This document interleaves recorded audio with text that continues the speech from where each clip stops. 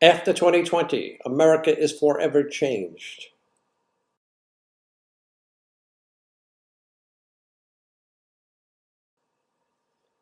The political cartoon you just saw refers to the 1876 election to find a successor to President Grant. This was an election in which both sides were literally calling for blood. Election fraud is not new in the United States, but in 2020 it was kicked into high gear by the Democrats. The election fraud has pushed America beyond the threshold of political tolerance. On top of this, the Democrats' 2020 vitriolic discord, continuous attacks on Trump supporters, calling all Republicans racists, the Democrats' violence, looting, rioting, and prolongation of business shutdowns, in combination with election fraud, have gone too far and have made future reconciliation with the right impossible. American history has always had its share of conflicts concerning the results of its presidential elections. But it was weathered through in order to preserve domestic peace and self-government. Unfortunately, today is different. The rancor from the left, the Democrats, will not allow the country to weather through to peace.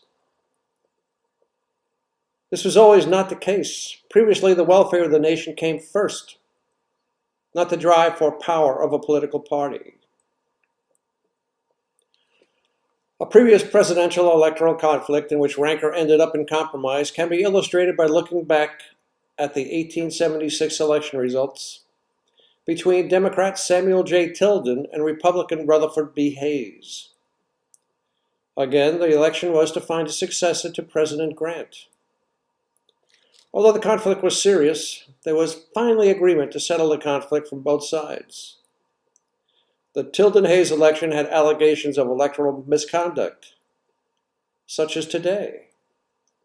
Initially, Tilden received 184 electoral votes, and Hayes 163. But Tilden was still one vote shy of beating Hayes.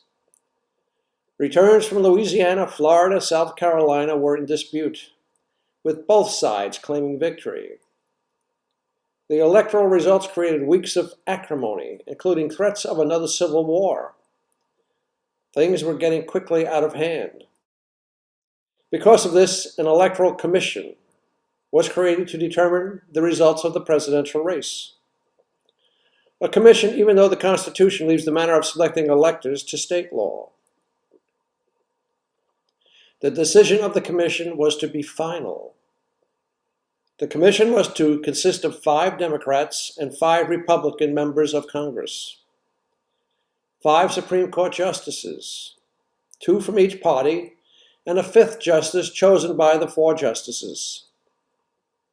The 4 justices finally picked Justice P. Bradley, a Republican, whose record made him acceptable to Democrats. A number of state results, like today, were strongly contested.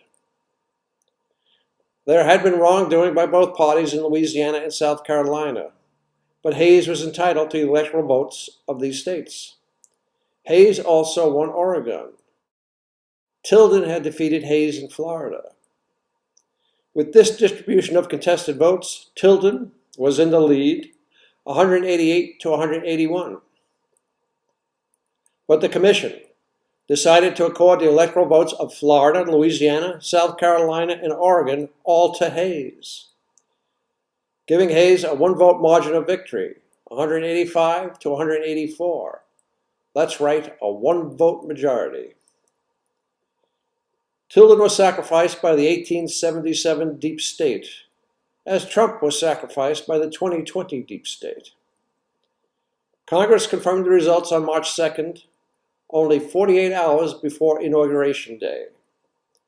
So why did the Democrats accept these results? Simple. The Republicans and Democrats cut a deal.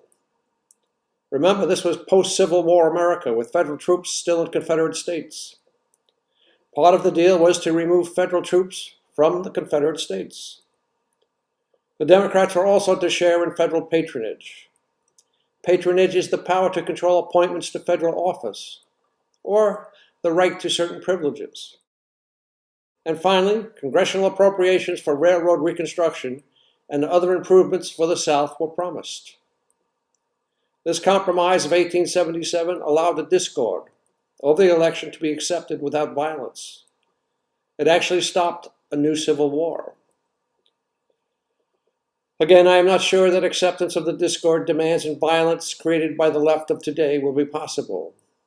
I think the left has pushed conservative and independent Americans too far this time.